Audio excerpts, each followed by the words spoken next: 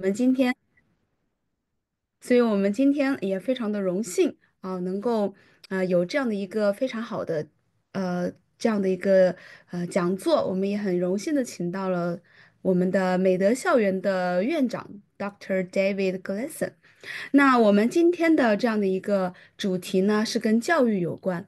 那我们也知道，我们这两天是 Good Friday 受难日，以及过两天的我们的复活节，是我们基督徒非常重要的两个节日我们也知道，我们借着这样的一个节日呢，也能够将福音传给更多的人。同样的，也要将福音传给我们的孩子们。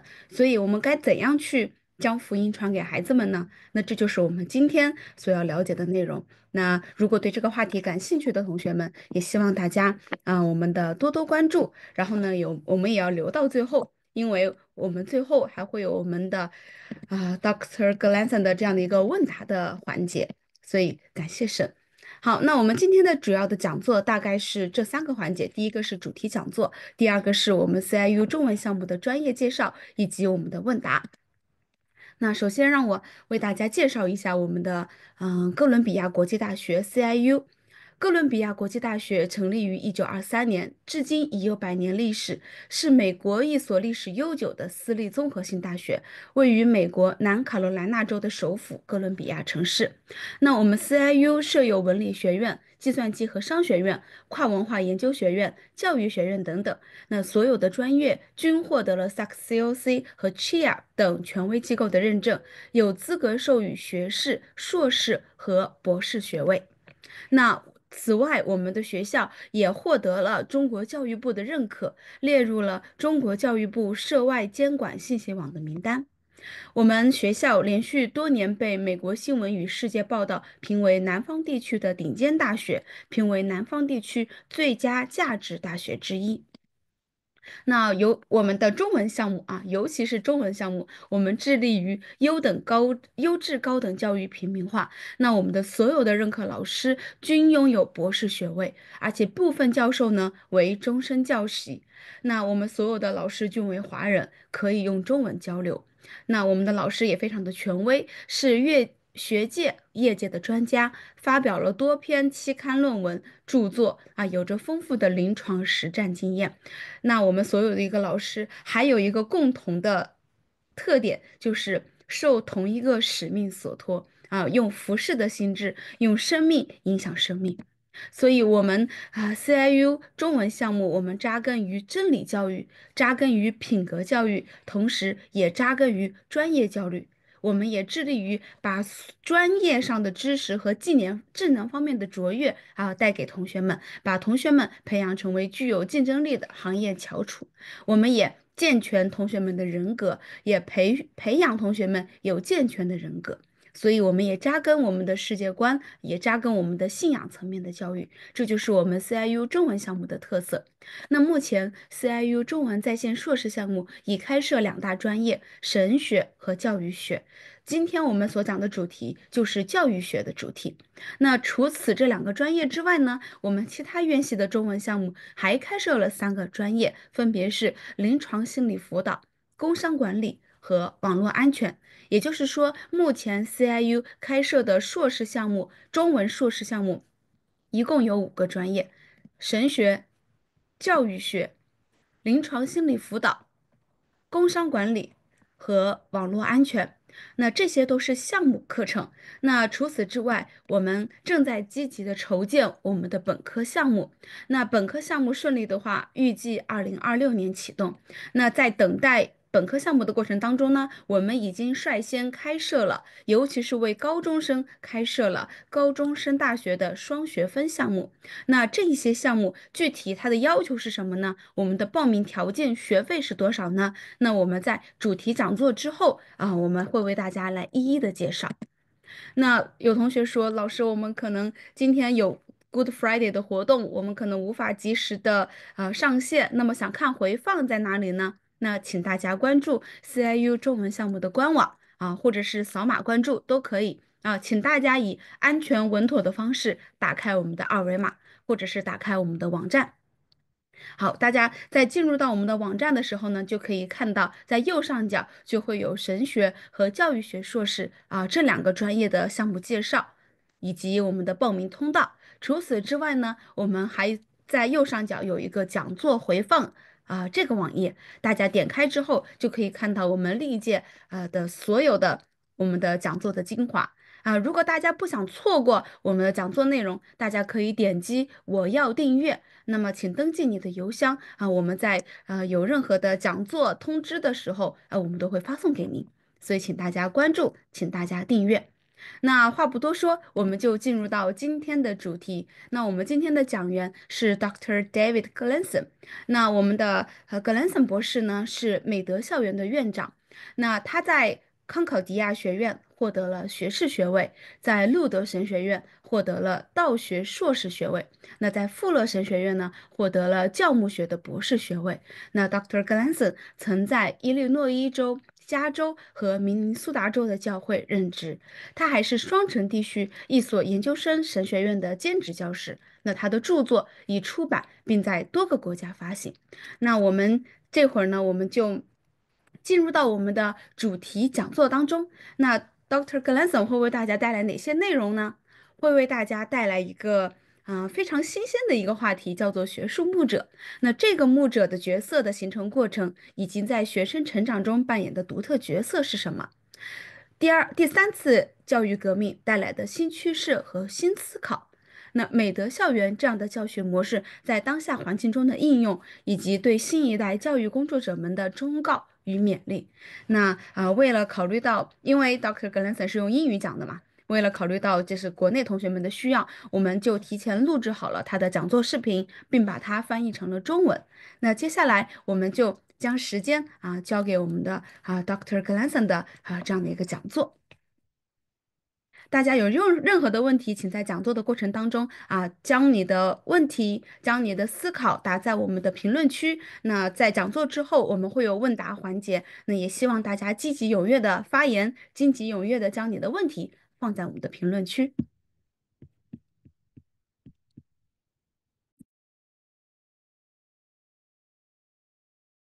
Thank you very much for your kind attention.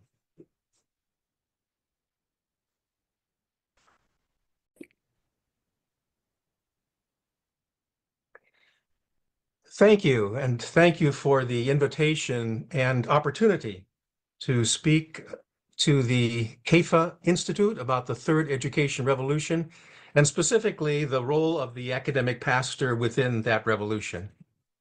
I've enjoyed recently some conversations with Dr. Scott Finnemore and Dr.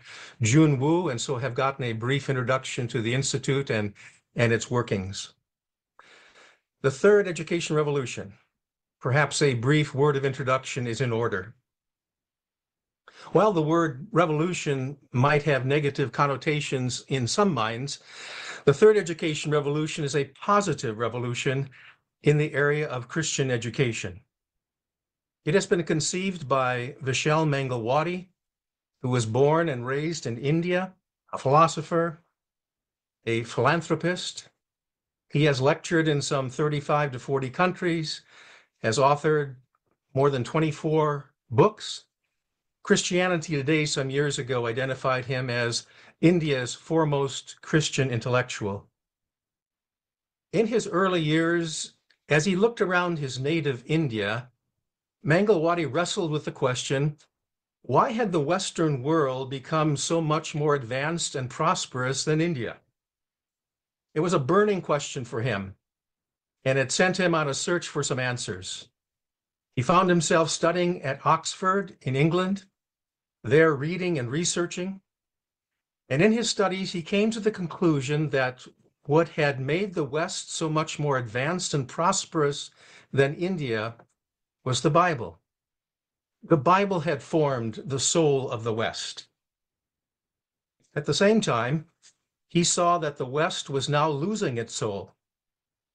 The post-Enlightenment secular West had severed reason from God's revelation, therefore from the wisdom of God and the fear of God. And now secularist thinking dominated the great universities of the West. As a result, he saw the West as dying. Maybe visually we can picture it this way in our minds. If you think of a beautiful bouquet of flowers standing there in all of its beauty and different colors, and you look closely at the bouquet of flowers, however, you find that the stems have been cut off from their roots. The flower is the Western culture. The roots are the Judeo-Christian roots that gave life to that culture. And the stem is what has connected the Judeo-Christian roots to the bouquet of flowers. But the stems have been cut. God's revelation has now been severed from the beautiful bouquet. So we still have a beautiful bouquet of flowers with much beauty, but severed from its roots, it is beginning to fade and wilt. And if nothing happens, it cannot continue to live as in the past. This cultural and civilization analysis led Mangalwadi to believe that if the West was to regain its soul, it had to be by means of the Church of Jesus Christ teaching truth and taking back education from the secular university. For 1,000 years in the West, theology had been the queen of the sciences in the universities. In other words, all the academic disciplines, law, economics, education, medicine, were viewed through a biblical lens. But the Enlightenment had severed reason from revelation, and now secularism is dominating the universities. And education needed to be taken back to its natural habitat, that is the family and the church. So a new revolution in education is needed. That's what we're talking about when we're talking about the third education revolution. You might be asking, well, if there's a third, what are the first and second education revolutions? Again, just a brief word of history. The first educational revolution began with the Frankish king Charlemagne in the 8th and 9th centuries, who was made the Roman emperor in 800 AD. When it was explained to Charlemagne that to convert someone to Christianity meant more than to baptize that person, that conversion means rather to educate, that it is God's Spirit of truth writing his law in the hearts and minds of repentant sinners, it ignited a revolution. Charlemagne's intellectual transformation resulted in what is called the Carolinian Renaissance. It produced a flowering of scholarship, literature, art, and architecture, a renaissance of learning. But it was a revolution that affected primarily the nobility and the priestly classes. Europe's second education revolution began some 700 years later in 1520 with Martin Luther. After concentrating his efforts on reforming the church, Luther then turned to the reforming of the university. Realizing that Europe could not be delivered from institutional corruption without also reforming the universities. He recovered the biblical doctrine of the priesthood and the kingship of all believers. Because all men had been created in the image of God, all men are sinners, and Christ came into this world through his death, life, death, and resurrection, has rescued us from the kingdom of darkness, transferred us into the kingdom of his Son, in whose kingdom we are now priests and kings. As such, every child of God ought to serve his Father as a priest and govern the earth to ensure that God's will is done on earth. For a fuller historical treatment of this, I recommend the book, The Third Education Revolution. About 30 authors from various parts of the world have contributed individual chapters about Christian education. And I would just say it's a very good introduction to the third education revolution. As mentioned, the first education revolution did not educate everyone. It educated the nobility and the priests. Luther's argument was that since every child of God must serve the Father as his holy priest, every child needs to read the Bible for themselves and become educated. So Luther universalized education. He made education available to all, to boys and girls, men and women, male and female. So education was democratized, and it spread throughout the land and throughout Europe. But in time, the church, which was the natural habitat of education, unhappily turned over education to the state. That happened around 1830 in Europe and between the two world wars in America. And now state-run secular government schools control education. The third education revolution has been called forth to take education back from the secular state and to educate the next generation in God's truth. It is within the third education revolution that I developed and lead what is now known as the Virtues Campus. Perhaps the best way to situate the Virtues Campus within the third education revolution is like this. The third education revolution has to do with the what? Taking back education from the secular university.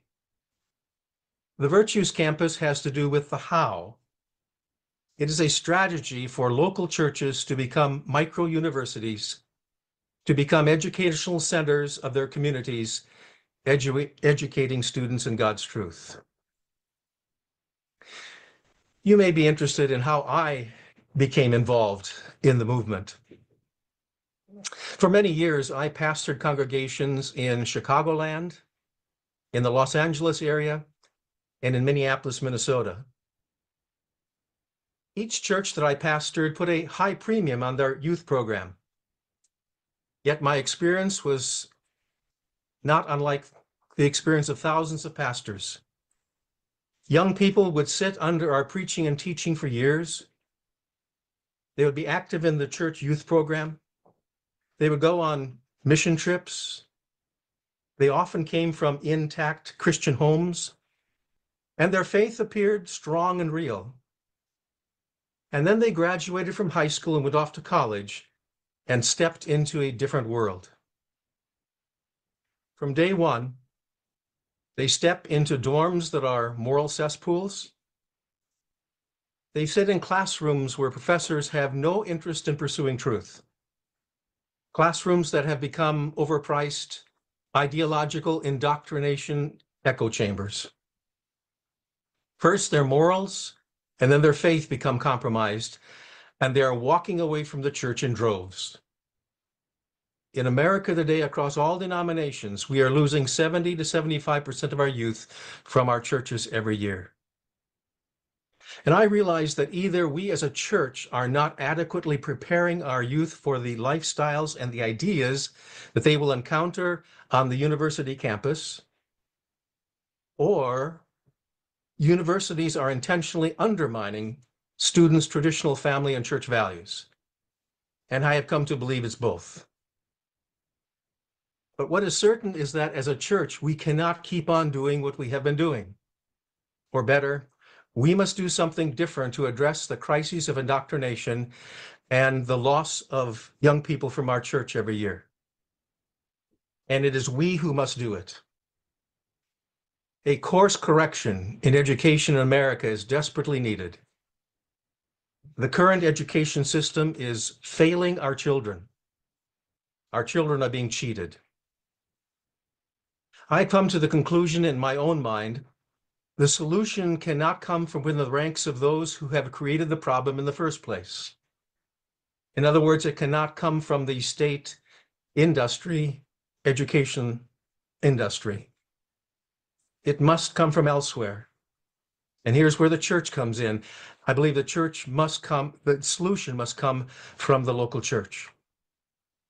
In the third education revolution, we believe that state-run education got us into this mess, and it's church-centered education that can get us out of it. If the next generation is to know God's truth and form Christ-like character and virtue, it is the church that must teach them.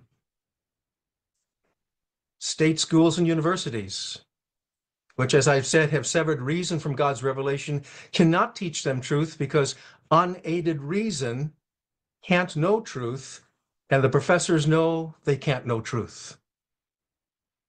In the absence of God's wisdom, modern universities no longer know what logic or language is, or the difference between right and wrong, or the difference between male and female, marriage or family, the meaning of nation, or justice, or self and God. Having destroyed the philosophical foundation, having lost direction and fallen into confusion, ugliness, and sorrow, education has fallen captive to what the Bible calls, or who the Bible calls, the deceiver of nations. Divorced from the fear of God, modern education now denies or de-emphasizes God, truth, beauty, and virtue. Truth will not come from cultural voices like the media or the entertainment industry. They can't teach our young people truth because their ideas have been shaped by the professors at the universities. Even seminary faculty and pastors who embrace the Bible as story cannot know truth. So what is the solution? I want to be on the solution side of things. And this is where this vision of church-based colleges or micro-universities comes in. As I said, if our young people are going to know truth, it is the church that must teach them. The solution to the mess education in America is in today lies at the feet of the church. In stepping away from pastoral ministry some years ago, it is this search for a solution or solutions that has occupied my time and energy since then. What it is called for is the reimagining or the reinventing of higher education. What has emerged is what is known as the Virtues Campus. Again, the inspiration for the Virtues Campus lies at the feet of Vishal Mangalwadi. In Appendix 3 of his book, Truth and Transformation, he fleshes out for the first time on paper his vision of church-based colleges. For 10 weeks, the summer of 2014, we hosted Mangalwadi at the church I was pastoring in Minneapolis, Minnesota. And during those 10 weeks, we pressed him, we picked his brain as to how this model might actually work in practice. After his 10 weeks with us, he thought that I would probably be the best one to create a model, a strategy for the local church to become an educational center of the community. And so at that time, I stepped away from the church I pastored for 20 years to work on its development. In so doing, I wanted to experience the model from the inside, and so I functioned as the first what we call academic pastor. That role gave me firsthand experience of how the model functions and how the local church can become the vehicle for educating the next generation. First, the Virtues Campus is local church-centered or local site-centered. For as the Apostle Paul says in 1 Timothy 3:15, it is the church, the pillar and foundation of the truth, that Christ calls in his great commission to go disciple the nations, teaching them all that I have commanded you. The Virtues Campus, then, is a vehicle for the local church to return governance of education to the original space God created for it, the family and the local community of faith. What has happened is that the church has abandoned natural eldership or local mentoring as a primary source of human formation. It has given over governance of education to institutions who are no longer accountable to us. If I send my daughter away to the university to be indoctrinated by professors, and she comes back a neo-Marxist, who do we hold accountable? No accountability. If I send my son away to the university and he comes back a girl, who do we hold accountable? No accountability. The Virtues Campus returns power dynamics back to the client to the local community. It reclaims natural eldership. It infuses online education from partner universities into a local mentorship space in the local church. The Virtues Campus shadows the Oxford-Cambridge tutorial model, wherein the student earns their degree from the partner university, but receives mentorship and tutoring at the local level. What then is the Virtues Campus model? Let's take a closer look. In short, it is a partnership between the local church and the Christian university. It is local churches, or as I say, local sites, could be home co-op sites or other kinds of sites. It's local churches willing to open their facilities, many facilities which stand underutilized Monday through Friday, and doubling as college classrooms Monday through Friday. It is Christian universities willing to provide online courses at a discounted rate and to grant college credit for courses taught on the local church campus. So students enroll in a local Virtues campus and an accredited partner university at the same time. On the local campus, for 2 years, they take courses that are Christ-centered and couched in a biblical worldview. There are 3 main tracks for those 2 years of courses. One is a career readiness track, where we work with students, helping them to come to a much greater self-understanding of who God has created and shaped them to be, how God has wired them, and what that might mean for a career direction. There are courses that involve job shadowing, doing a project out in the community, developing leadership skills. Students come through those 2 years through the career readiness track with a much better understanding of God's call upon their life by the way He has shaped their life and wired them together. A second track is the worldview track. And there we look at basic apologetics, what a Christian believes and why we believe what we believe. It involves looking at some of the foremost ideologies and worldviews that are vying for the attention of our young people today. We want them to know what these worldviews are so that when they come across them, they will be able to identify them and understand where they come from and what they mean. And we also have a course on American government, especially for American students. A third track is 2 years of rather in-depth surveys of first the Old Testament and then the New Testament.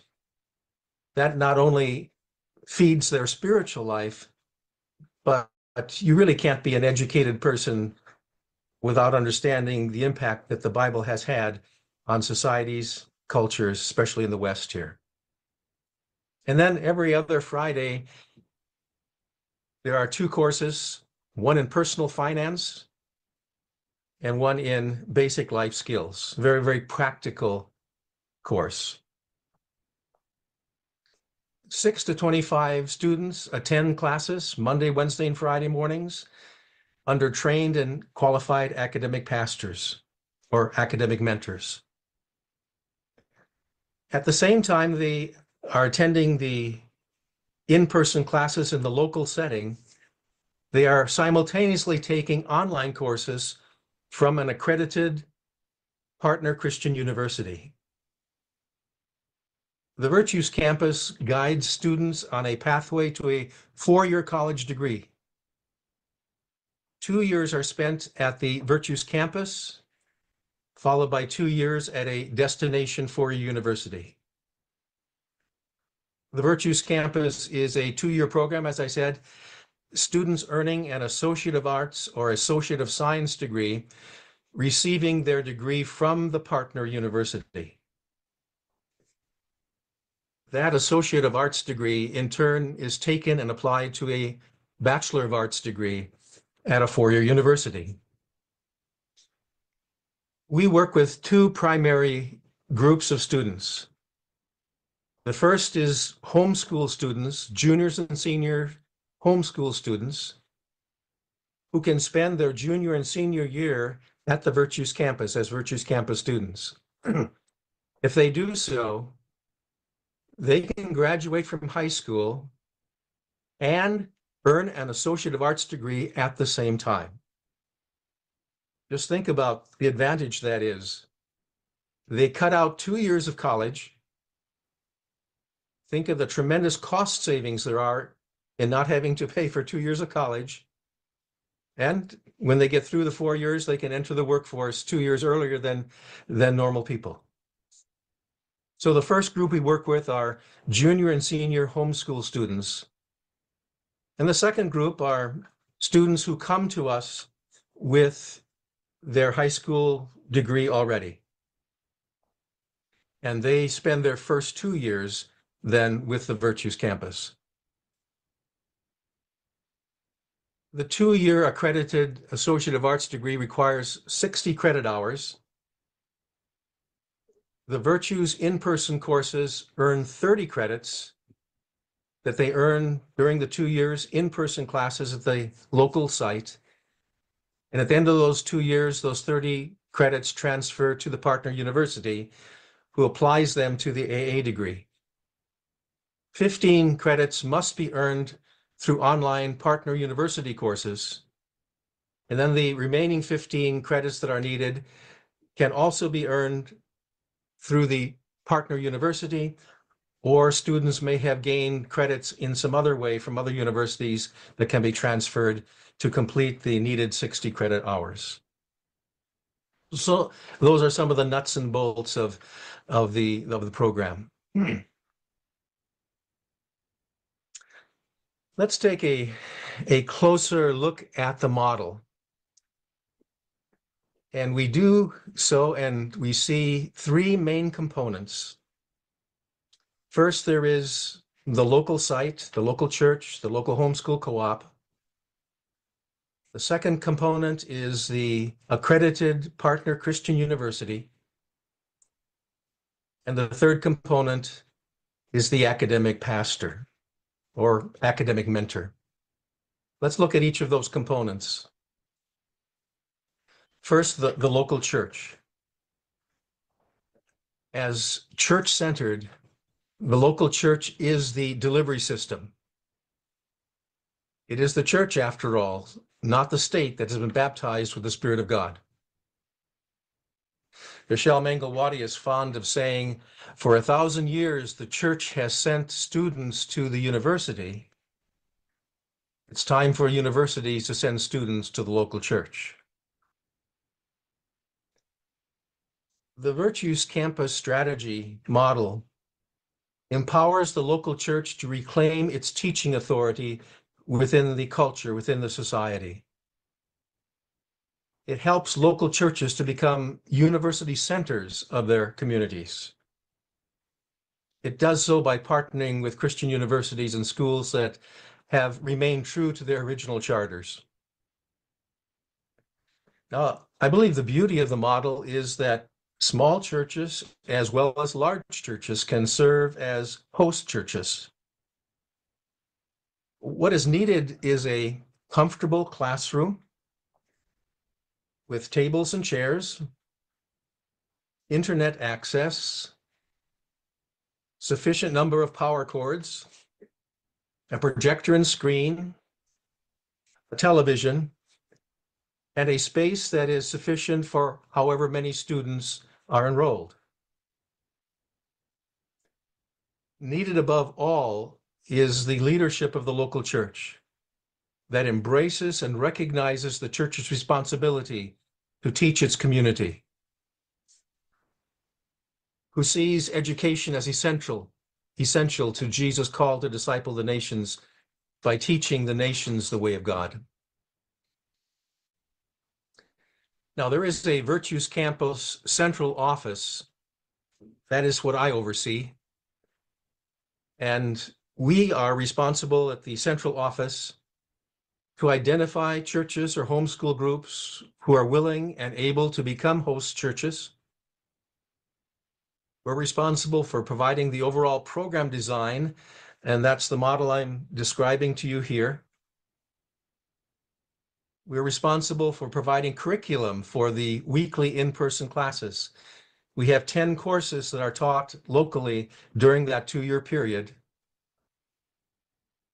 We're responsible for establishing a relationship between the local church and the Christian accredited partner university. We're responsible for guiding and supporting the host church in its identification of an academic pastor or academic mentor. And once identified, we provide training for all aspects of the work of the academic pastor. And beyond that, ongoing support and training. That's what I am responsible for within the Virtues Campus model. I was asked some time ago to address a group of pastors in a neighboring community where I live in Minnesota. The person who invited me, I found out, was a former superintendent of schools, so had been in the educational world, but had left the educational world and now had become an ordained pastor. And he's the one who invited me to address the local pastors. So in talking with him, I asked him, well, what will the pastors most want to hear from me? And without thinking, in a very blunt way, he said they will want to know what it costs financially. Yes, pastors are, of course, interested in the cost, as well as parents, as well as students. The Virtues Campus business model, it's funded through the student tuition. According to a scale that we have developed, a host church receives a percentage of the tuition based on the number of students enrolled. The campus site then pays the salary of the academic pastor, and there's a little also for perhaps an assistant that he or she may need, also some money to cover facility utility costs. We normally open a campus with 6 students, thinking that there has to be at least enough dynamism happening, and 6 students would seem to be a good plumb line there. We cap a cohort of students at 25. So a cohort exists somewhere between 6 and 25. We want to keep it small enough so there is that one-on-one mentoring relationship that is real between the academic pastor and each of the students.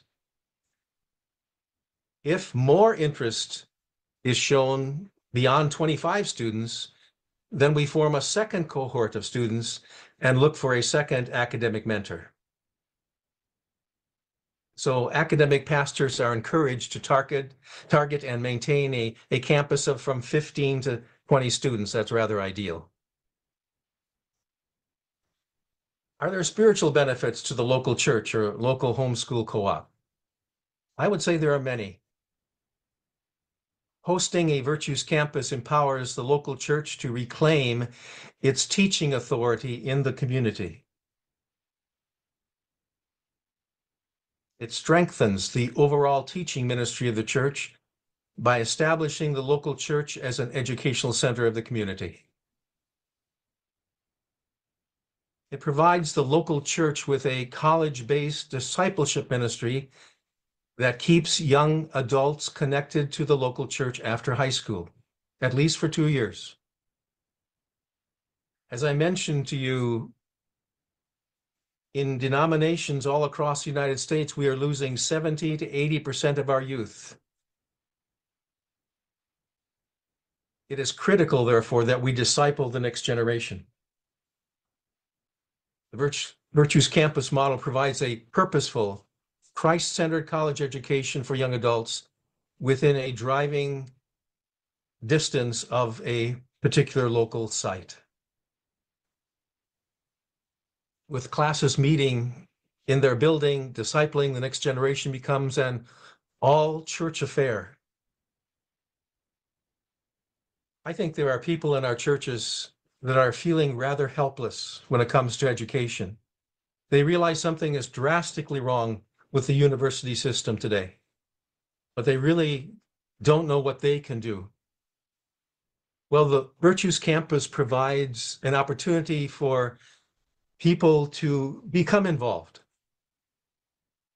If a Virtues Campus is established in a particular site, particular church, for example, the members of the congregation can provide scholarships for the students of their community, their church, encouraging them to become a Virtues student for 2 years. They can provide financial scholarships. Christian businessmen in the congregation can offer their businesses as job shadowing sites. In our career readiness track, one of the courses requires that students go out and job shadow a number of different companies or areas of interest, believing that they can get a first on hands experience and can follow someone around for a day or two and to kind of get a sense of whether or not this is something that they can see themselves doing for a lifetime. Christian businessmen can say, I will open up my business and your students can job shadow in my business. Another thing that members of a congregation can do is they can serve as private tutors to the Virtues Campus students.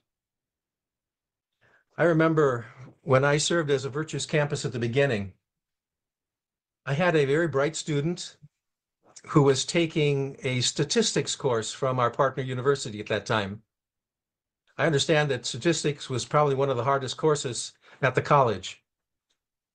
And she came to me after a few weeks and she said, Pastor Dave, I have hit a wall. I have just hit a mental block in my statistics course. I looked back at her and I said, I'm sorry, I have never taken a statistics course. It's not my spiritual gift. But I can help you in one way. And I reached out to a Christian math teacher in a local high school and asked him, would you come and would you sit and tutor her through her mental block? He said, I'm happy to do that. He came in, sat with her once, sat with her twice. She got through her mental block. She ended up on the A honor roll at the university.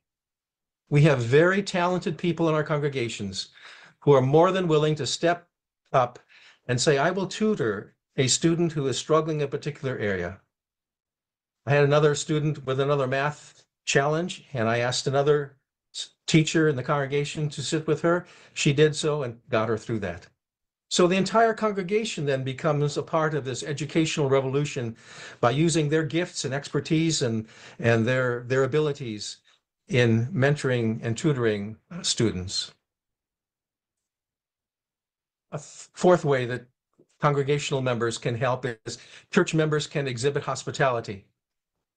Let's say there's a student many, many miles away who wants to become a Virtues Campus student. There isn't a campus close to where they live, but there is a elderly couple perhaps in the congregation. Their children have left. They have empty rooms. That elderly congregation that can invite that student to come and to live with them for a year or two, maybe just a little rent or whatever. At the same time, they can exhibit what a Christian marriage is all about and can demonstrate the Christian life as the student lives in their home for 2 years. Another way that the congregation can become involved in the discipling of the next generation. So I would say there are many benefits to the local church becoming a Virtues Campus site. So that's the first component, and that is a local site, perhaps a local church. The second component is the academic mentor, the academic pastor. There are always many questions that arise with regard to the academic pastors. Who will these pastors be? What will be their qualifications? What training do they need? And what roles will they serve in the education revolution?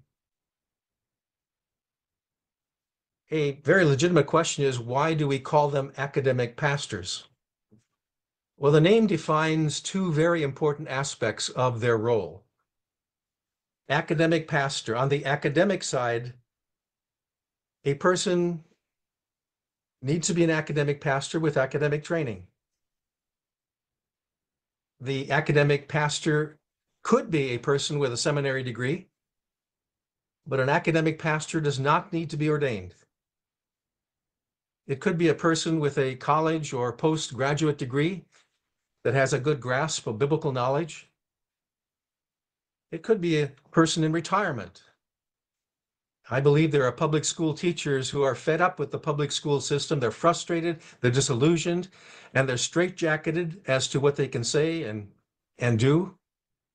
And they would be very open to stepping into a mentor teacher position in a Virtues campus.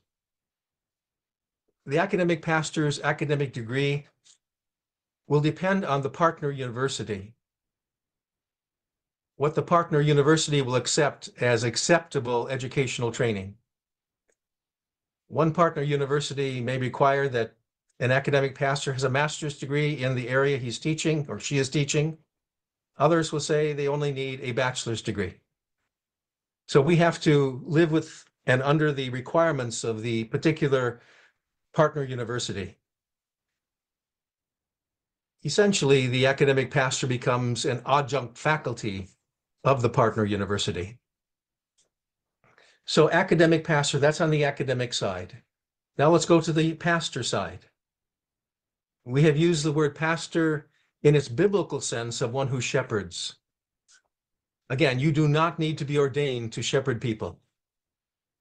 The academic mentor is a personal mentor, a coach, a guide. He or she provides instruction, encouragement, and accountability. They provide guidance and reassurance at a time when students are coming of age and struggling with all kinds of life questions. And so the academic pastor is one who disciples and teaches and thereby shapes young people by word and by modeling a Christian life before them daily. It is a person who desires to invest in the next generation. And as I've used by my language, they can be either male or female. The term academic pastor here in the US context has been rather carefully chosen to reflect this dual role, academic pastor. Let's drill down a little bit. What are the duties and responsibilities of academic pastors? Well, their central calling in the model is to be a teacher of truth. The vision for the academic pastor comes from the Apostle Paul.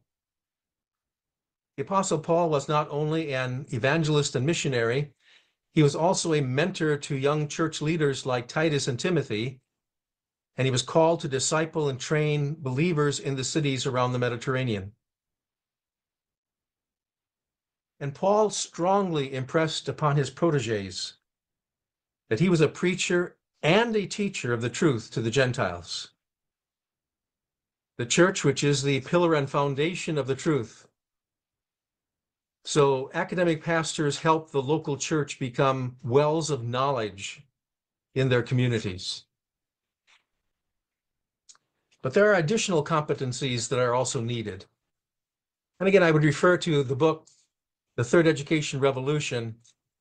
I contributed chapter 7 in that book. And again, that fleshes out in even greater detail the model that I'm describing to you here. And it lists many competencies that the academic pastor needs. I will reflect on them briefly here. The academic pastor needs to have learning facilitation skills. They need to be able to lead a classroom that is student-centered. We believe in a learner-centered education.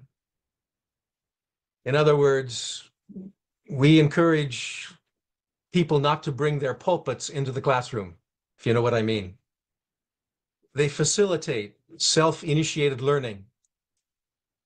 They guide interactive discussions.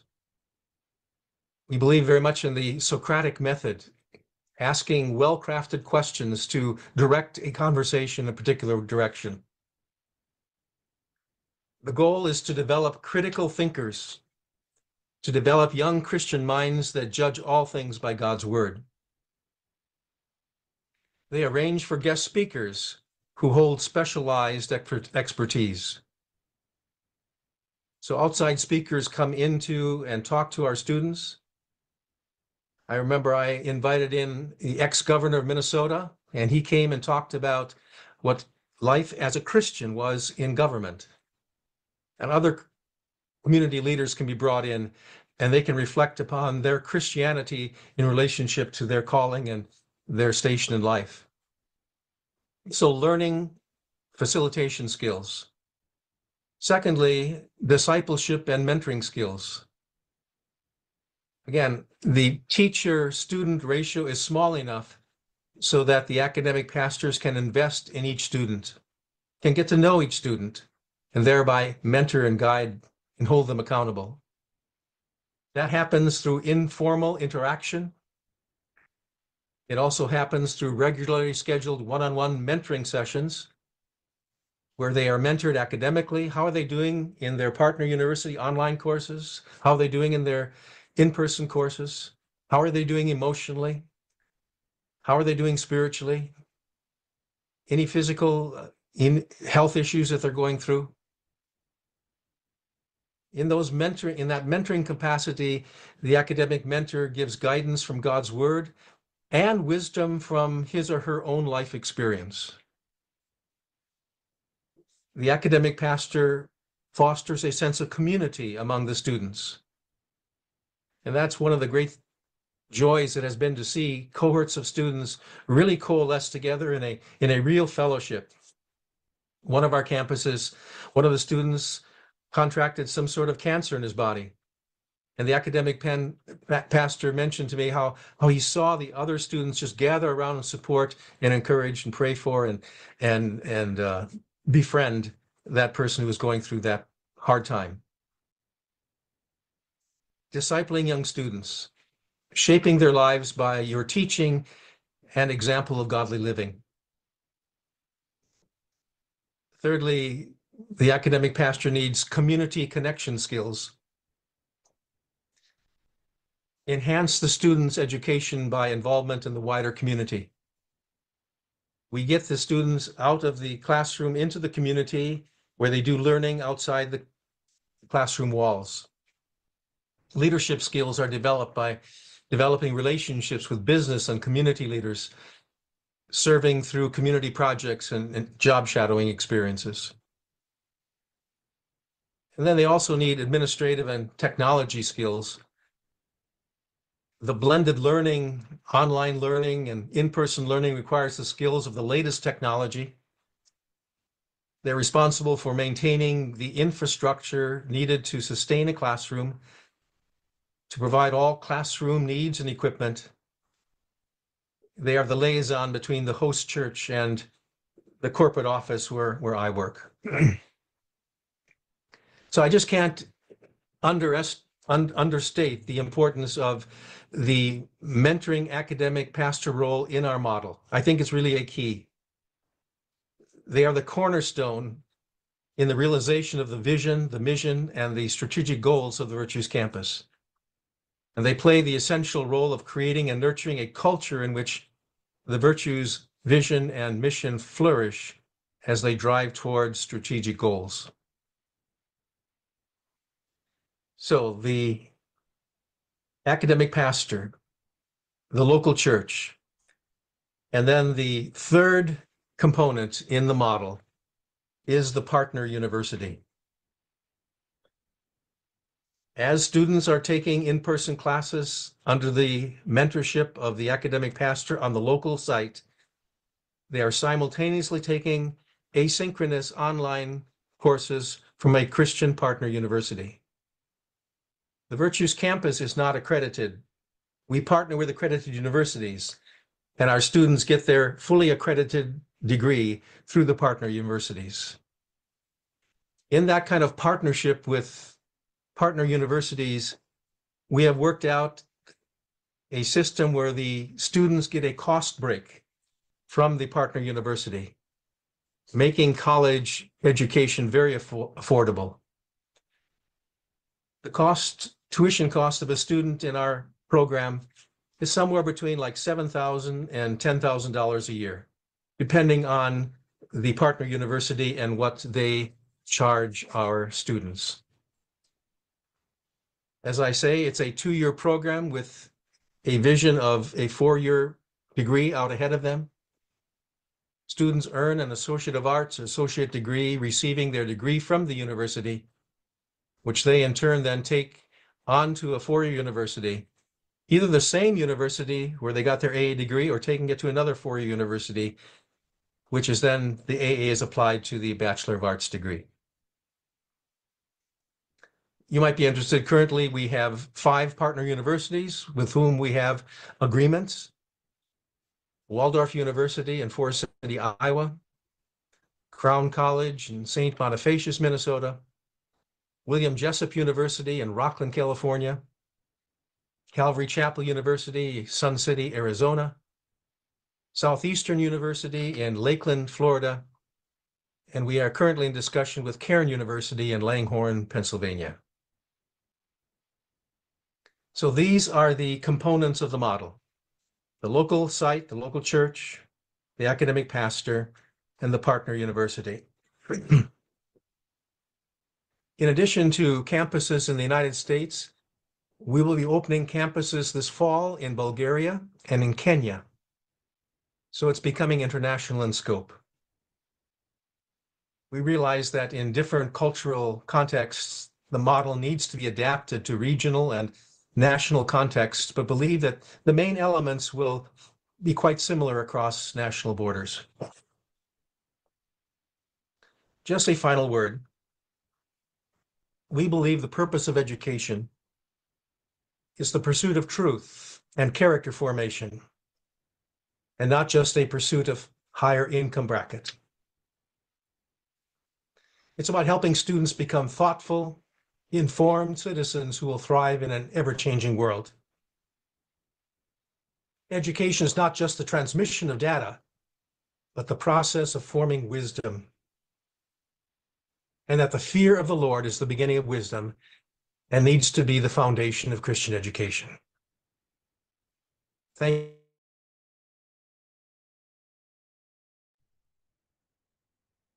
好的，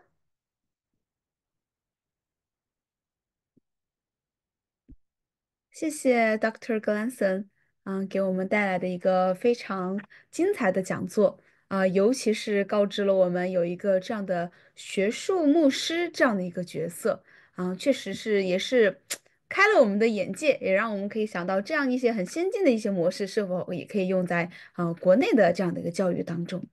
好，那同学们，如果大家需要看回放的话，因为我知道今天是 Good Friday，会有很多同学想要看回放。那回放的地址在哪里呢？就在我们的官网上面，哥伦比亚国际大学中文项目的官网那大家在右上角点击我们的讲座回放这个按钮，就可以看到了我们历届的这样的一个回放的内容。那我们今天的内容会在5个工作日之内上传到我们的网站上请大家耐心等待。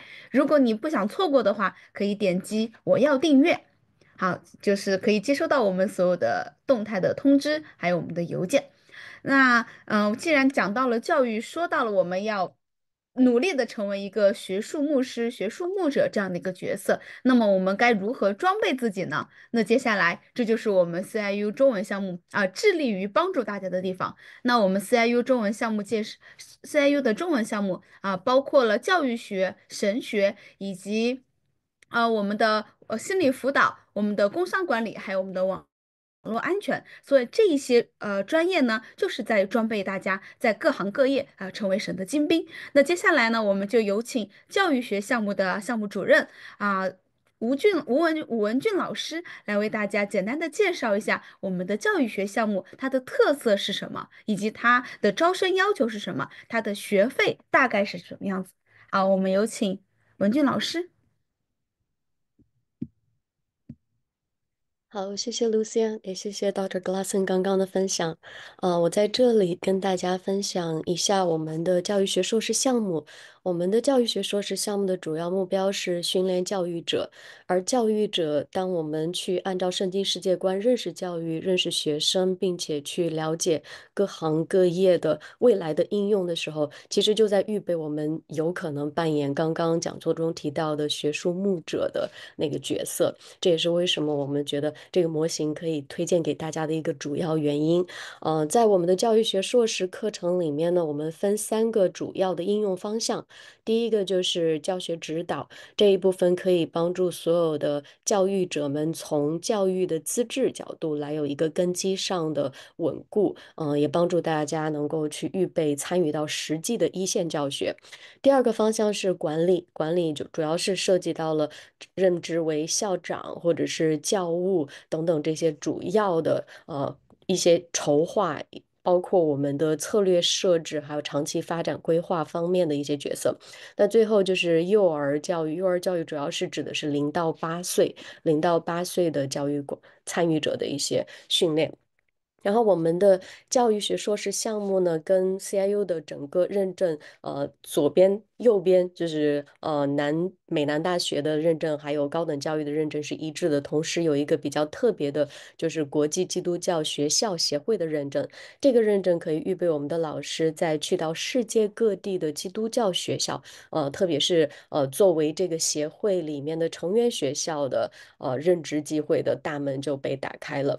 然后我们的主要目标，就像刚刚提到的一个教育模型一样，我们认可家庭跟教会在学生的受教育主权上的一个过度参与角色，而这个角色可以预备学生基于圣经已经奠定的这根基，包括神给父母的一个主要第一授权的教育角色的基础上来定睛基督，然后建立合乎圣经的教育理念，从而达成学生能够一生都追求福音的传播跟门徒训练的大目标。当然，这个可以反映在各个的职业领域、职业跟专业领域。然后，国度教育的落实可以从幼儿一直到我们的大学教育，所以我们的项目所招募的学生也有针对不同年龄段的应用，这个是在项目中都包含在其中的。我们并不是只仅限于某一个年龄段。那与此同时呢，我们的目标就是帮助大家真正做有影响力的教育者。这个影响力很多时候是不管我们在任何一个平台都需要的，发出光做盐。但是如果要发挥影响力，我们必须要从根部出发，也就是要建立世界观，包括设置基于专业和研究基础的理念。所以有了看不见的世界观跟理念做根基，我们才能预备好去发挥当有的影响力。我们的课程也按照前面说到的整个逻辑跟目标，预定了有基础课、核心课，还有专业课。大家如果想详细了解的话，欢迎未来联系我们的项目，不管是项目的助理还是我们的项目的老师们，都可以给大家做介绍。我们的整个学习方式就包含了学生进入到线上平台之后，每一个课程都会有自己的讨论群，然后每一个课上都会有录制好的课程视频，同时也有丰富的一些阅读材料，大部分材料都是对外目前还没有出售的一些课程。然后我们会透过线上各种丰富的小作业，还有大项目，来帮助大家吸收，并且能够预备应用所学到的内容。除此之外，我们针对我们的校友，除了毕业生、现在在读的学生之外，还包括我们的教授跟老师群体，都会有一个大的社群，确保学生在进入到课程之后，包括毕业之后，都能够得到一些及时的群体支持跟资源共享。所以我们的课程的报名的信息呢，就是在这个一张纸上，大家可以看到，如果要毕业的话，一共是10门专业课，3个不同的方向，只是在最后的专业课方向有区别，基础课跟核心课都是一样的。然后30个学分修读完就可以毕业。然后针对我们全时间参与服饰的基督徒老师或者是牧者，包括宣教士，如果你有财务上的一些压力，欢迎来申请我们的助学金支持，这是我们特别乐意来支持大家的。然后我们的报名时间跟我们的课程的开放时间都是每个学年有3个学期，然后夏季的录取时间刚刚过了，就是4月15号，所以有兴趣参加的同学们，欢迎开始递交材料。我们的秋季已经开始录取新学员了，谢谢大家，希望大家能够进入到教育学项目，一起预备认识它，传扬它。好，谢谢文俊老师。好可惜呀，刚刚过了我们的夏季，但是没有关系。那同学们，如果你现在感兴趣的话，还来得及。现在申请的话，我们进入到的是秋季的学习的这样的一个阶段啊，也非常好啊。好，那我们谢谢文俊老师为大家介绍了我们的教育学的相关的这样的一个这些信息。那我们的教育学专业的项目同工也会在我们的聊天区里面为大家这个发送我们的这个申请的报名链接以及我们这些详细信息的这样的一个链接。那我们大家可以再关注一下我们的评论区。好，那接下来呢，就是我们的第二个专业，就是我们的神学专业，也是 CIU 中文项目的这个早期的这个非常历史非常悠久的一个专业也是我们的一个经典专业。那我们接下来就有请CIU 的这个神学项目主任麦卡吴老师来为大家简单的介绍一下我们的这个神学项目。那我们说到的这些的项目，不管是神学的，不管是教育学的，还是等会儿说到的工商管理啊、网络安全啊等等，这些项目都是中文，都是中文教学。好，那我们请麦卡老师。各位来宾朋友，大家好，我是吴正光老师，目前在哥伦比亚国际大学的中文神学项目任教。我主要教授的课程是旧约以及希伯来语。我也从事文学硕士方面的教务的工作，盼望有机会跟大家一同的同工，来扩张上帝的国。我们的神学项目是以百年老校CIU 为依托的。我们的校址是坐落在美丽的南卡哥伦比亚这个城市，这是我们的图书馆。我们的项目设有文学硕士、道学硕士、哲学博士、圣经事工证书，还有文凭项目等等。我们会逐一为大家介绍，但是在这之前，我们会问一个问题：为什么是 CIU 的中文神学项目？我们致力于优质的神学教育，为华人教会，尤其是国内的华人教会服务。CIU 秉承福音派的特色，强调圣经的权威、信心和祷告、得胜的基督徒生活、普世宣教以及福音派的合一。这些的核心价值是华人教会所需要的。不但如此， CIU 十分的关注普世宣教，特别是对华人有很大的关切，而我们的神学项目很符合华人教会的处境，而我们的课程也是为华人教会量身打造，而我们所采用的教学的模式也是极大的适应目前华人教会的需要。我们有优质的师资，我们的老师都是各个行业或者领域当中的专家，我们都拥有最高的学位就是博士学位，而且在各自的领域钻研多年我们有教牧的团队，我们有研究的团队，我们也有一些优质的助教，他们有很好的牧者的心怀，关心我们的学生。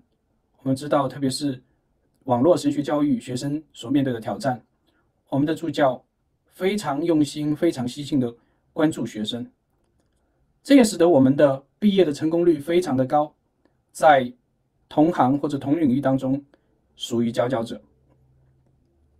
虽然我们采用的是非传统的这样的一种教学的模式，但是呢，我们的训练十分的严格，我们注重根基的栽培，我们在学术上面不放水，而且我们各个专业之间有很好的衔接。如果我们学完这个证书班，我们就可以转到我们的文学硕士，我们学完我们的文学硕士，可以无缝衔接到道学硕士，甚至是博士学位。那接下来我要为大家着重介绍我们的文学硕士的3个方向。那我们文学硕士的3个方向主要有圣经解析、神学研究，还有宣教学的研究。我们来看一下我们具体的这个课程的安排。那在看课程安排之前，我们先来看一下文学硕士总共要修读的课程数目是15门，45个学分，那每门课是$435。那15门课我们会开设这个每个学期就是会轮流不同的课那等一下我们来看一下课表。15门课就是理论上一个学期修1门的话5年之内就可以修满首先我们来看一下这个圣经解析方向那这里总共给出了15门课，大家可以看得到那黑色的部分是基础课，有10门的基础课，然后有5门的蓝色的是专业的课程。那一年分为3个学期，秋季、春季还有夏季的学期。如果我们一个学期只拿1门课的话，我们就会在5年内修完。如果你拿2门课的话，那当然2年半就可以修完。那这10门课包括旧约导论、新约导论系统神学、宣教与传福音、文化世界观、释经学以及灵命塑造。那专业课方面，我们说我们有单卷的罗马书解经，有旧约神学，有宣教的圣经神学，有转化生命的圣经教导，还有一个专业的实习那目前我们说我们专业的实习有一点点的变动，这个是仍然是老的这个材料这个6220是原先老的是1个学期的内容，但是我们会把它1门课拆成2半分成2个学期来学习。而这个课的话是这个圣经解析当中的一个专业课，也是它的特色的课程。那圣经神学研究方面我们说我们来看刚才是圣经解析，现在是神学研究不是圣经神学研究。那神学研究方面，我们说基础课仍然是一样的，是10门课那专业课里面这一门改革中神学是非常有特色的课程，然后还有一门学术的论文写作。那最后一个方向是宣教学研究那除了基础课都是一致以外，我们的专业课主要就是强调文化研究和宣教研究那当然除了伊斯兰教简介、民间宗教、散句宣教学之外呢，我们还有一门学术论文写作的课程。那这些课程会帮助大家能够更好的去装备这个与宣教相关的知识以及技能。那这些课程都是有我们说专业的老师在这个领域当中经营多年的我们的老师来教导。盼望大家能够对这些专业有所了解。那接下来就是我们师资的介绍这是我们的徐院长他主要是教授系统神学他也教授这个论文写作。那这个就是小弟就是会教导一些这个旧约的课程。那我们的焦老师他是主要是新约方面的他是大名鼎鼎 D.A. Carson 的这个学生那我们的邓老师是这个在东亚宣教多年的宣教士他的中文可能讲得比有些中国同学还要流利那他有很丰富的教学经验他有教授这个新约、旧约以及两栖语言都是他的强项同学们也非常的喜欢他。那这些老师还有这个陈老师、陈祖新老师龚文辉老师，还有我们的许希面老师，我就不一一介绍因为时间的缘故这个信息我们都可以在网络上可以看得到。那盼望大家有机会可以参与我们的神学项目，或者你可以把它介绍给有需要的人。好的，谢谢麦卡老师。听完麦卡老师的这个分享以后，我发现我们的师资力量都非常强大，我都非常的心动所以也欢迎弟兄姐妹们，如果你有需要，也欢迎大家也能够来报名来参加。好，所以这就是我们的神学课程。那接下来呢，就是我们的另外3个专业，就是我们的临床心理辅导我们的网络安全，还有我们的工商管理。那首先来为大家简单的介绍一下我们的临床心理辅导这个因为最近这个趋势哈，就是对于心理关注这个趋势是越来越常见，而且这是一个我们的大方向，所以说大家有关注有这方面感兴趣的同学们也可以欢迎来报考。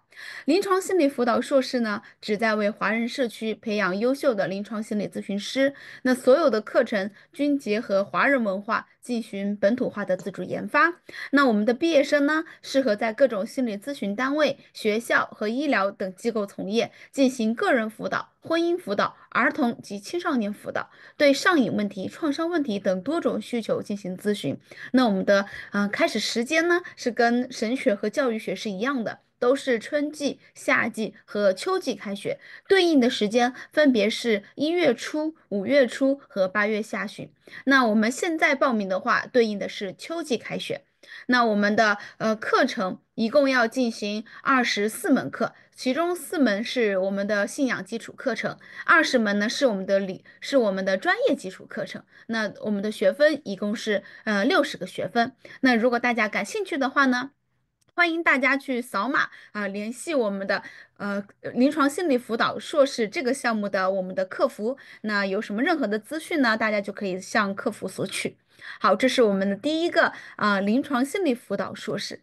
那我们接下来的是工商管理硕士如果各位同学们想在商业方向有所建树的话，想要在商业方向做光做盐的话那大家可以去报考我们的工商管理硕士。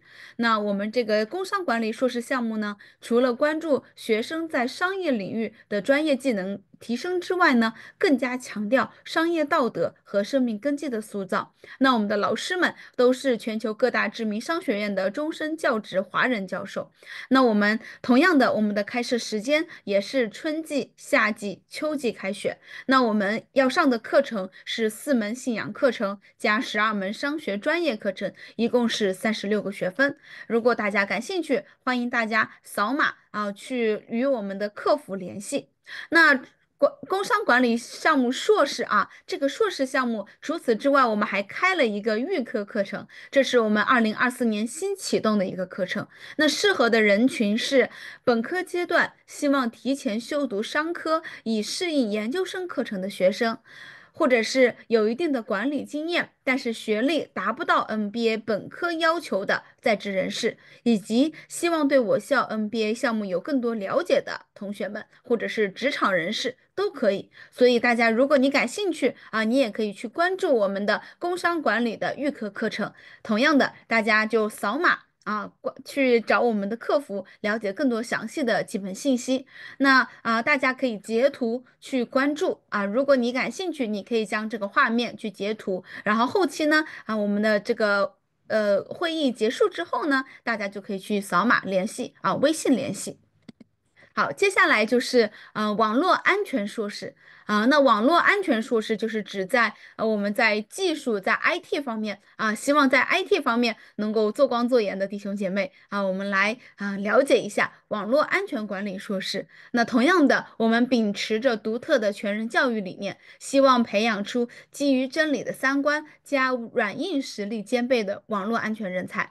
那我们的老师们都是拥有博士学位，且立足于行业的技术发展前沿。那我们致力于帮助学生将所学应用于实战，训练学生掌握卓越的专业技能，来解决现实场景中的问题。对于这个网络安全硕士，那我们的课程一共要上3门加10门课程，3门我们的信仰基础课，以及10门网络安全专业的课程。那除此之外，有人说，可能我之前不是这个专业的，但是我对这个专业感兴趣，但是好像这个专业看起来似乎技术门槛比较高，那我一个外行，一个门外汉，我可不可以去学网络安全呢？当然可以我们为着没有基础、零基础门外汉的同学们，我们在这个10门专业课程之外呢，我们还设置了3门桥梁课程。桥梁课程就是网络安全的基础课程。那通过你上了这3门桥梁课程之后呢，你已经对网络安全有一个基础的了解，再来进入到专业的课程学习当中。所以这就是网络安全硕士这门课与其他2门专业不一样的地方，就是多了3门桥梁课程。那所以大家感兴趣的同学们可以去扫码关注啊，大家可以去截图，然后把二维码保存下来，然后呢，用微信去扫码去联系我们的客服，了解更多的详细的信息。那除此之外刚刚我在之前的预告当中也说到了，我们最近今年2025年春季新开设了为所有的高中生们开设了一个福利的课程，叫做高中升大学双学分项目。那我们是基于全人教育理念，带领学生在高中阶段修读大学的通识课程，助力大家在大学提前毕业。那么我们完成双学分项目课程之后呢，大家的这10门课程可以转入 CIU 或者是其他的大学。那适合的人群就是高中在读生、高中10、11、12年级在读生，对应的就是国内的高一、高二、高三。这3个年龄段的高中生们，那我们的要求是 GPA 在3.0以上，以及我们目前是仅对基督徒高中生开放的。那我们要学的科目是10门课，包括信仰基础课程、通识课程和非学分的英语课。那其中这个英语课是我们的外教，就是美国本地人外教来为大家亲自授课的所以大家感兴趣的话，也可以来欢迎大家来报考。同样的，我们的开设时间也是春季、夏季和秋季。如果大家感兴趣，大家请记住这个邮箱，大家可以先截图，然后呢，将您的所有的疑问都可以发邮件给我们，那我们会有我们的客服经理来为大家答疑解惑。这就是我们新开设的对高中生的福利。好，那这就是我们目前 CIU 所有的中文项目开设的5个专业加一个高中生的项目。那大家感兴趣的话，欢迎大家去了解，欢迎大家去咨询。好，那接下来呢，就是我们的 Dr. Glesne 的问答时间。那各位同学，如果你有任何关于我们今天的主题相关的疑问什么是学术牧者呀，以及或者是学术牧者怎样在中国运用等等等等，只要希望大家也能够把你的疑问打在我们的评论区。那接下来就是我们的 Dr. Glesne 的时间。那我们教育学的项目主任，我们的文俊老师呢，也会跟Dr. Glesne 一起来回答大家的疑惑。好的，那我们的接下来的时间，我们就交给 Dr. Jun 文俊老师和 Dr. Glesne，接下来就是你们的时间。好的，谢谢 Lucia。Hey, Dr. Hello，Glasson, 你 this 好，is 我可以问一下吗？okay, Welton. I'm 哦，可以你好，稍等一下吗？我我告诉 之前其实 Dr. 我是在 Glasson，学那个，哦，你可以稍等一下吗？Dr. Glasson, this is our question and answer time, and we have been receiving questions in the chat box, and also Welton has a question. So Welton, please. Welton, 你现在可以提问了。好的，谢谢。其实我是那个网络安全的那个专业的学生，现在学了几门课了。现在我就是目前的工作，我换了那个主类教育的一个老师嘛，教教那个数学，就是中学数学。现在我也在想那个未来的方向的问题。其实我在想要不要就是读那个教育学这个专业。就如果读教育学专业的话，在这个学费上有没有一些支持？我看到是$630一门嘛。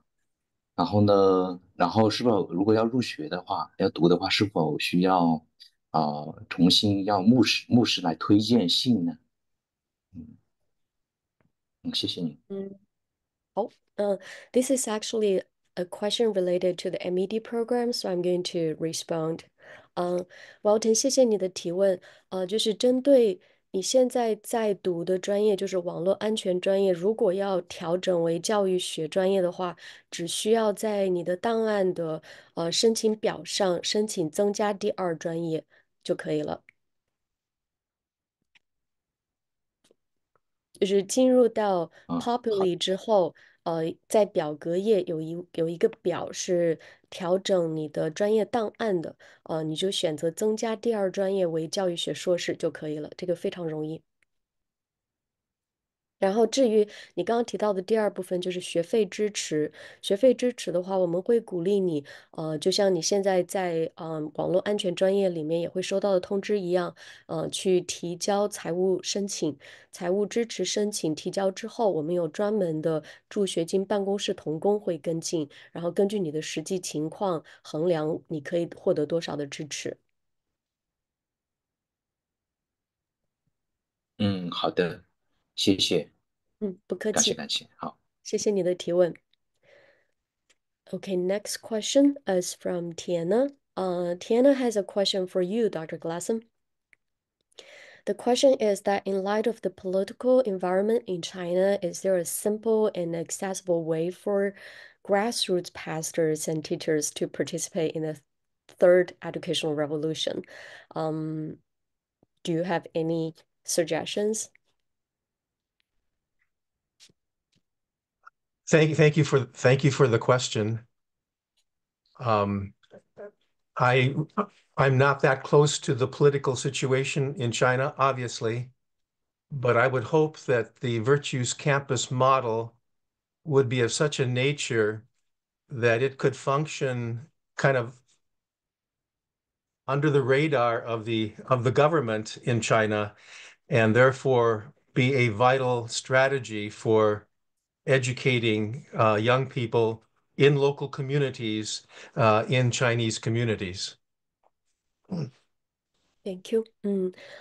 田呢，Dr. Glasson 的回复，首先是说他对于中国的政治情况、政治背景不了解，但是他希望透过介绍这个模型给大家之后，大家可以应用在自己的社区里面，可以，我不知道怎么样去在当时我们现在正在面对的政治情况下去避过那个压力，但是希望大家可以走出一条路。I will add some because currently there are some NGOs and Christian educators try to pave out ways for this type of model, so I can introduce a little bit for them to consider. 然后我增加一点信息，因为目前我们在内地包括海外有很多的教育参与人员，特别是一线的教育领导者跟老师，其实都在探索类似的模型。然后谈到在内地帮助牧者跟教师参与到这一类的革命中，有大致分几种。第一种就是建立自己的机构。一种商业或者是非盈利机构，在这些机构的遮盖下，去提供教育活动，但是这种通常会需要比较低调。第二种类型呢，就是直接以教会的遮盖下来办学。这种教会遮盖下的办学，以前在过去的5到7年里面，有一些学校从十几个学生一直增长到100人以上的学生，这种模型开始慢慢的受阻，因为超过30个人的一些群体都很容易被关注到，所以目前这种模型正在被调整，就是仍然有教会的遮盖，但是开始变成以家庭小组的模式进入到不同的家长还有教师开放的家庭里面，以十几个人为模型的小组来提供教学活动。然后第三种呢，就是在家教育。在家教育的话，就是挑战父母来做直接的教育管理者跟一线的教育的一个推动者，但是可以结合线上跟线下的教育资源跟活动来进行。所以 Dr. Glassen 提供的这个模型跟我们在中国应用的时候，其中一个最大的挑战就在于说，我们内地的教会，特别是愿意办基督教教育的教会，目前没有大的场地来提供给学校跟学生，进行固定的教学模式的活动来进行，所以我们需要去，更多考量的就是需要在地点上。在刚刚提到的3大点，那个教会的参与的地点上更加灵活，但是属灵的支持上以及各样的专业资源的供应上，需要牧者仍然有这样子的心，并且愿意委身来投入，还是可以落实的。就是在落实过程中，会需要这位牧者有足够的胆量跟智慧，同时也有一批教育者跟家长有足够的委身跟参与。然后另外，除了这3个模型之外，还有一种就是现在也有一些牧者跟家长开始是去考虑搬迁到海外，就是仍然是建立华人的教育团契，但是会进入到盒子以外的一些近处、远处的国家，建立一个比较自由的并且固定的一个教育群体。希望这个可以回答到田呢你的问题。如果你需要更多的一些信息推荐，我们会很乐意在会后跟你跟进。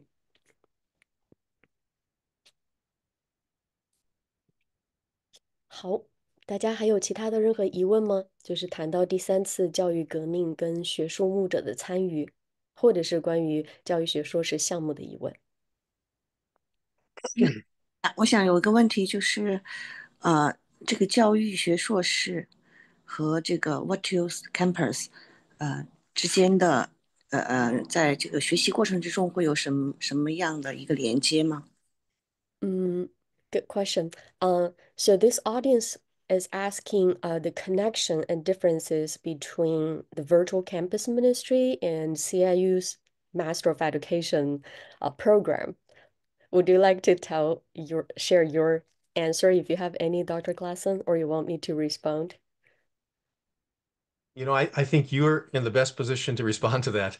OK，那我来回答，就是关于 Dr. Glasson 现在正在带领的这个美德校园呢，它的首先，它是一个私立的非盈利机构，然后这个私立的非盈利机构，它的属性就是鼓励教会，因为 Dr. Glasson 自己本人是一位非常有经验的牧者，以前也在带领教会，现在是转行推动教育事工。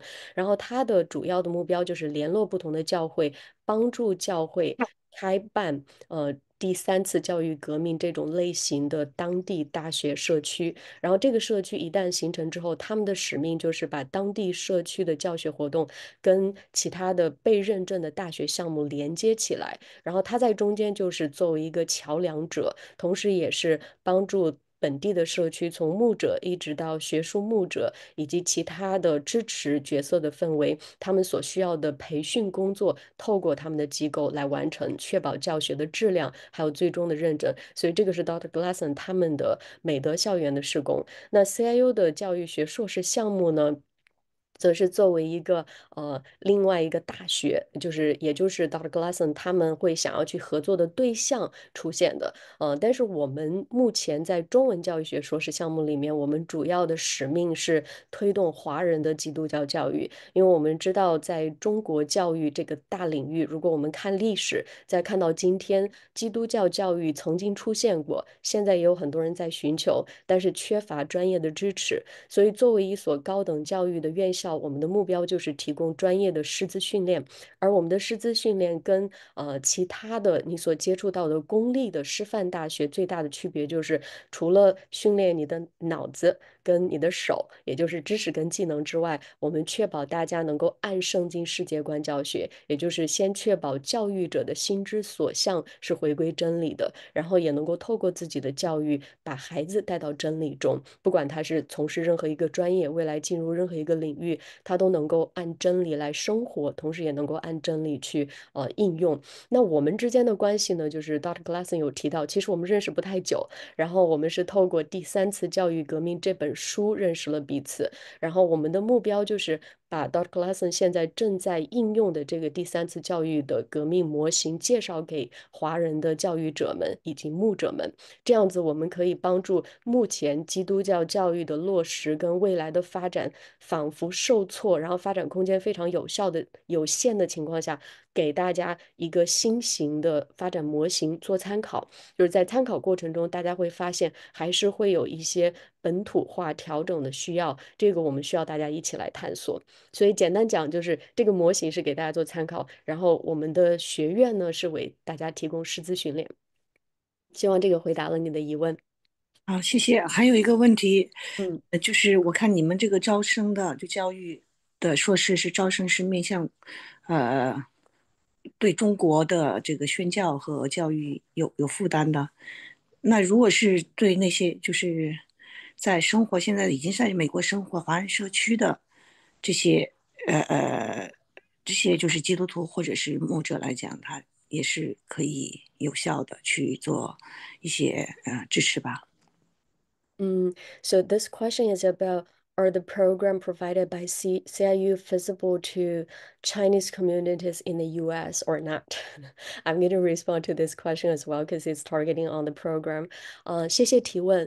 然后我们的项目里面目前确实有越来越多的学生是来自于海外，这个有不同的原因，然后我们的答案简单讲就是我们欢迎所有的华人弟兄姐妹参与到我们的项目中，因为华人的脚踪其实走到世界各个角落都有，所以我们盼望就是用大家的母语来训练师资，同时也给大家机会用母语训练下一代，然后训练特色就是都基于圣经世界观。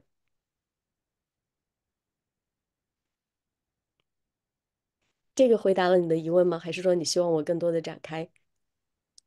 明白了，谢谢。不客气。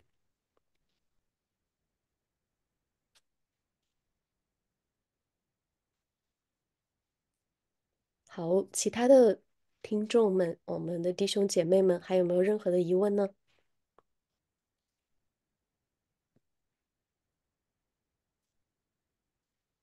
然后我也可以跟大家补充一下，就是在我们目前的中文教育学硕士项目里面，我们的整个学生群体的背景，大部分是一线老师，这些一线老师有在基督教学校里面任职的管理者跟老师，另外一部分呢，也有在私立的学校或者是公立学校里面任职的老师。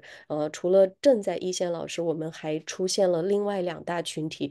一大群体就是预备进入到不同教育领域的一些弟兄姐妹们，他们可能过去是属于不同的非教育专业的人，但是因为考虑到教育的需要，然后看到有新的负担，所以预备转行进入到教育领域里面，所以这些弟兄姐妹会带着不同专业的背景进入到我们的师资项目。然后另外一部分呢，就是我们看到也有更多的在家教育群体的负责人，或者是已经在家落实在家教育使命的一些家长们，会进入到我们的项目中来学习。在这个项目中，我们学员们受到的第一个挑战就是所有的学生开始去更新自己对教育的体验、认识，还有未来的应用，也就是世界观的更新。因为通常情况下，我们过去大部分的华人弟兄姐妹都是受到无神论的教育的一个滋养过程，以至于我们在无形中，我们的世界观里面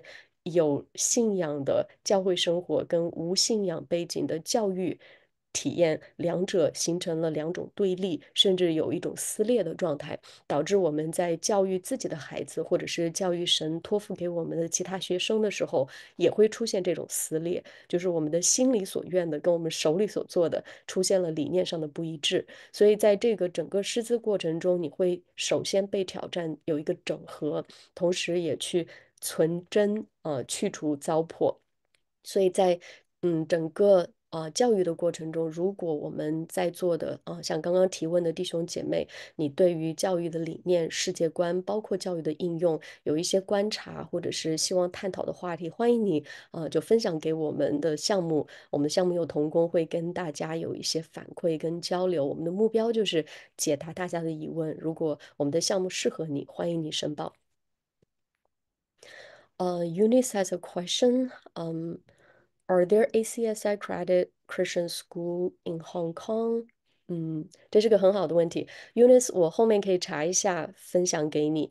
我们在 ACSI 认证的学校名单上，大部分在欧洲跟美国，然后在亚洲存在一部分韩国跟韩国包括印尼那边都有，香港的我需要确认一下。中国现在也有学校在申请获得 ACSI 的认证。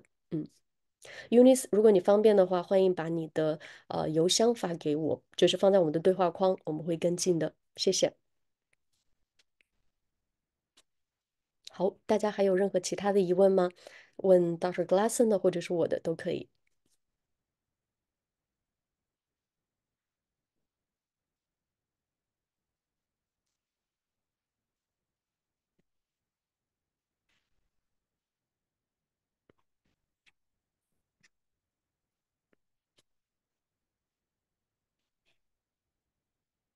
好，如果没有的话，我们就把时间交回给 Lucia 了。Dr. Glasson, do you have anything to add besides what you've heard or what you've shared in the lecture? I would just like to say I'm thankful for being able to share a little bit about the third education revolution and the Virtues Campus model within that education revolution. And I hope it is something that perhaps can be helpful, even in the Chinese context, about educating the next generation in God's truth. So thank you for the opportunity to share, and blessings on all your work, which I'm finding out is a great work. And thank you for allowing me to be with you today. Thank you for your participation. Dr. Glasson 就是非常感恩有这样的一个机会跟大家介绍第三次教育革命，还有它的美德校园施工。希望整个模型能够给大家一个激励，也能够有助于华人的中国的基督教教育施工。也祝福大家，祝福大家的参与。Okay, now we're going to share my to give it to Lucia. 好的，谢谢 Dr. Glanson 的这样的一个非常精彩的讲座。那我们今天的讲座就到这里，也希望大家能够今天早点休息。这几天教会的活动可能非常的丰富，我们一起纪念主耶稣的受难，我们也一起庆祝主耶稣的复活。那也希望大家在这样的一个周末当中能够从主那里得到属天的玛拿。